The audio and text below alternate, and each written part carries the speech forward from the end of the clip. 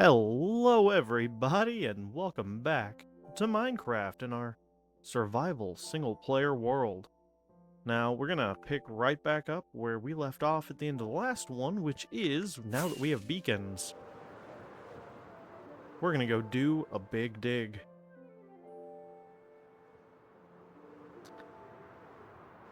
And let the world catch up with us here. As we take a quick little trip up to our mountain ring here.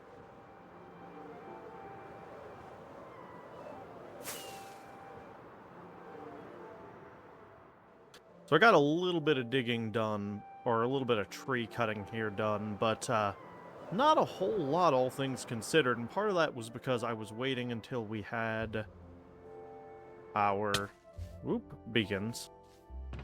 So, let's grab, where did I put it? There we go.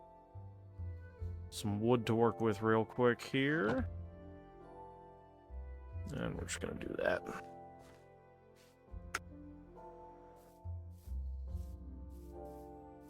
We're going to come up here, find somewhere relatively central to this place. How's this look here? Maybe above that tree there. So, let's go up from here, and let's put in our beacon.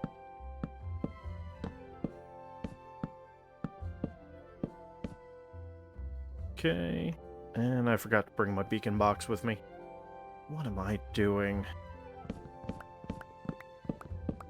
You know what, we're just going to put it directly, like, one block over the tree. Save myself a little bit of work here. Especially since the further we dig, the deeper it's going to be down. Oh, what am I doing? Oy, I am wasting so much time here, guys. Sorry about that. Let's grab this. I didn't need to bring my beacon box because I've got this.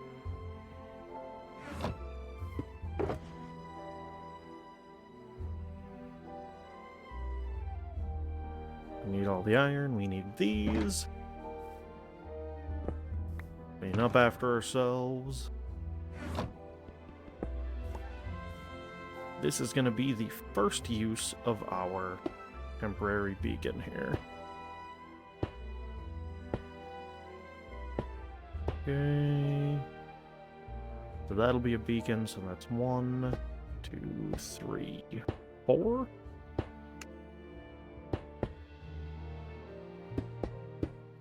One, 2, 3, 4. Perfect. Okay, so that is the correct size for what we're doing here.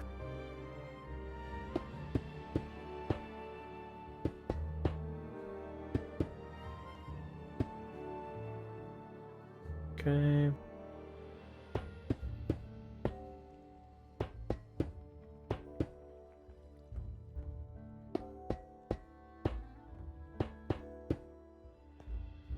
That should be 1, 2, 3.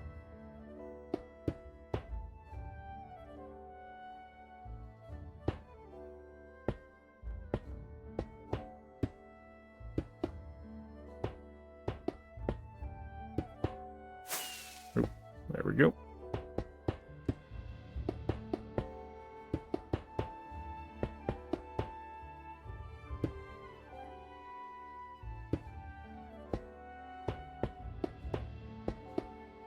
So yeah, we're going to get our beacon filled in here. We're going to do our first big dig of this series.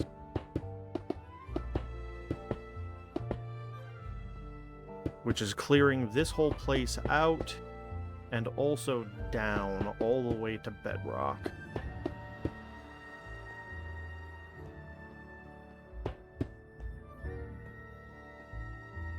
What am I doing? We gotta go out an extra layer on each of these. Yeah. I filled my box with the right amount, I just did very poor reasoning here. So, once we get this all set out here, which Should just take another minute or two. We'll have our haste 2 as well as all of our other useful effects in place. So we can just kinda rock our way through this entire dig project without too much effort. Okay, so that's our central blocks. We gotta expand out another block on this side.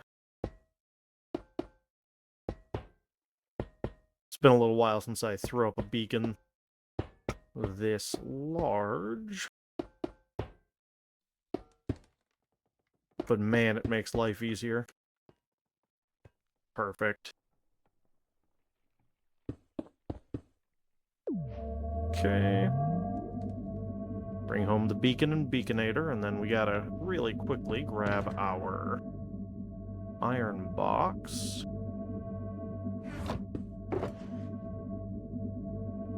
Which, we've been slowly getting through iron. Fortunately, we don't need a ton of it right the moment. 1 ingot per beacon. We're gonna immediately go for haste 2.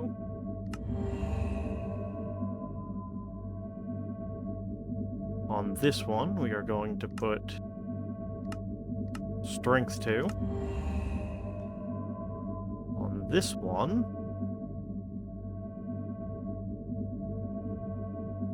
resistance. No, on this one,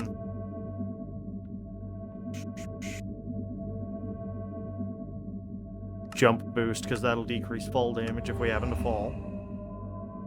And on this one, we will do resistance and health regen. Give those a second. Alright. Now that we've got that active, we should have enough beacon range to hopefully clear out this whole area and start digging down. So without any further ado, ladies and gentlemen, let's get into our big dig.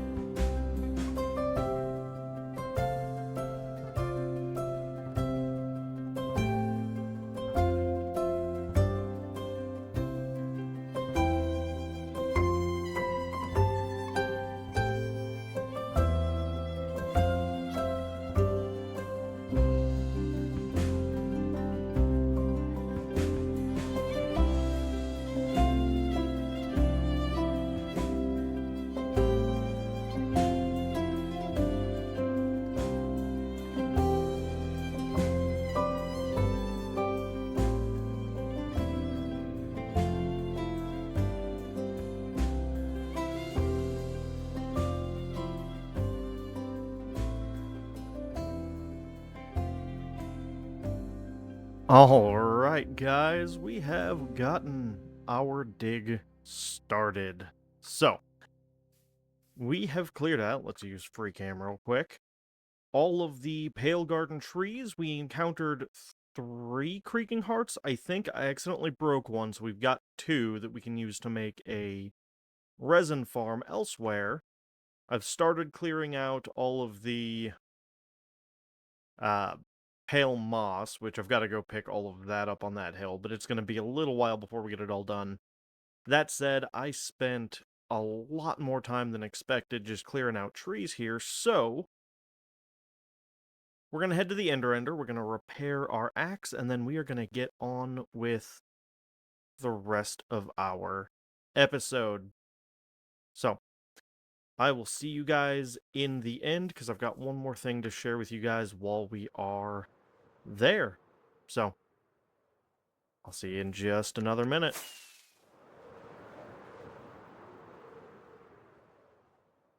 Alright, welcome back, guys. As you can see, I widened out the pathway, put the rails in. As you can probably see up there also, I've widened the platform to make this a lot more efficient. Take a look at that in a second with FreeCam. I've already dropped mob noises, but I also put in an enchanting station here, and we can still hit all of the Endermen. Get that quick experience.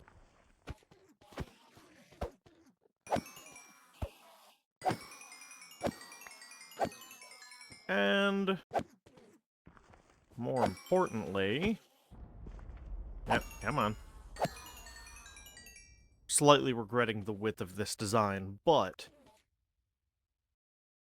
I dropped these to where they are a little bit shorter. We were getting an issue where diagonally out from this, the Endermen couldn't see the mite, so they wouldn't aggro on it. Now we get them hanging up slightly. I might actually clear those back one more to where the pillar comes up here, just to where they can walk straight across that. But even if they do catch, they don't catch for long. They do inevitably end up charging headlong in. And we do lose one occasionally down like that, but he's out of mob cap anyway, so doesn't really matter. So I'm going to finish repairing up all of our equipment after that big dig we did. And then I will meet back with you guys for what we're doing next in this episode. So, I will see you then.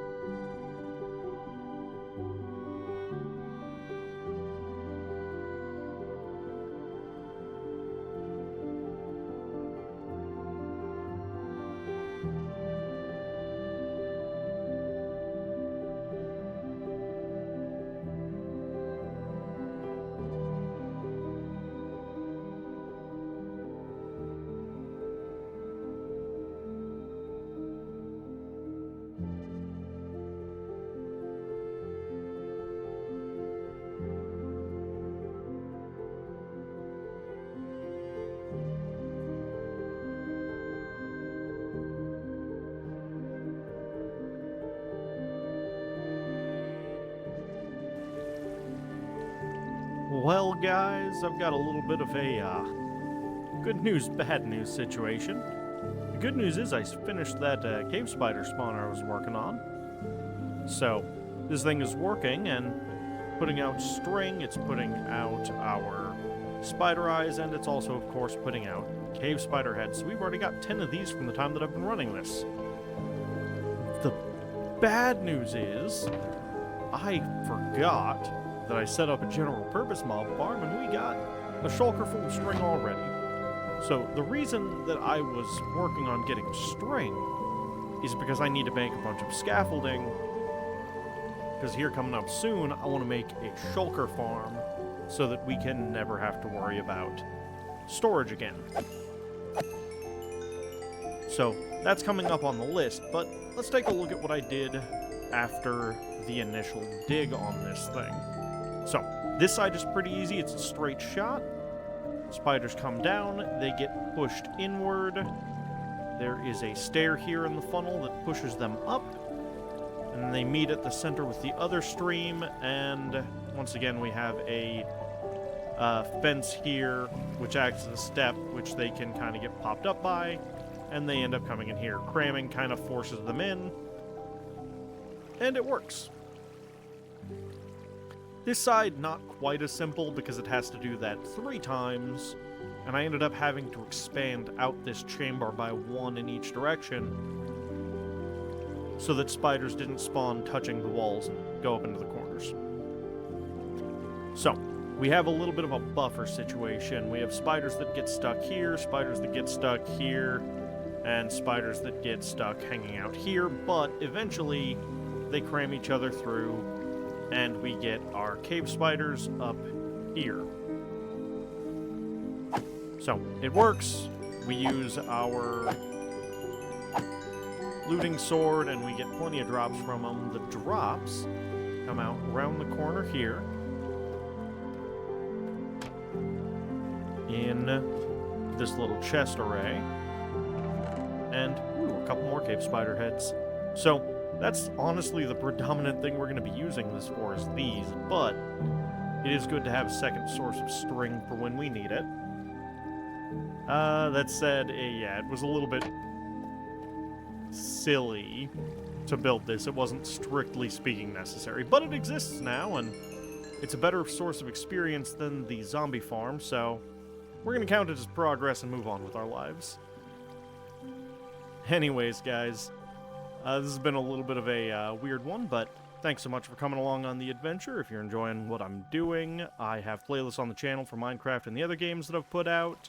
You can subscribe and ring the notification bell to see when my videos come out. And in the meantime, thanks so much for coming along. I'll see you in the next one. Bye-bye.